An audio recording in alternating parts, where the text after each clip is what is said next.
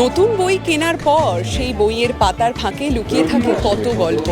হতে পারে তা শুকিয়ে যাওয়া কোনো গোলাপ, কিংবা নিজের পছন্দের কোনো কার্টুন ক্যারেক্টার, কিংবা প্রিয় সাহিত্যিকের প্রিয় কোনো চরিত্র। বুকমার্ক নিয়ে বই প্রেমীদের এই মুহূর্তে ঠিক কী বক্তব্য, চলুন শুনে নিই। বইয়ের পাশাপাশি আমার বুকমার্ক খুব ভালো লাগে। এমন আমি নিজে আঁকি, তার জন্য আমি নিজে বুকমার্ক বানাইও। এবার ডিজিটালগুলোকে একটু মানে কার্টুনের যেগুলো সেগুলো আমার একটু বেশি ভালো লাগে। আছে ফেলুদার প্রত্যেকটা গল্পের একটা করে বুকমার্ক, তারপরে পুরনো কলকাতার ওপরে ছবি আঁকা, হাতে আঁকা বুকমার্ক, যেগুলো এখানে শিল্পীদের থেকে কালেক্ট করেছে। ছোটবেলায় তো আমরা পাতা মুড়ে বুকমার্কের ব্যাপারটা করতাম, কিন্তু এখন তো নতুন কনসেপ্ট বুকমার্ক দিয়ে।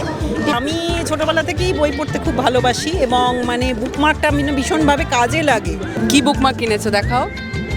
এই যে এইটা অনেকে যারা বুকমার্ক ব্যবহার করেন না, তারা কি করেন, বইয়ের পাতাগুলো ভাঁজ করে রাখেন। তখন মনে হয় যে বইয়ের পাতার ব্যথা লাগছে।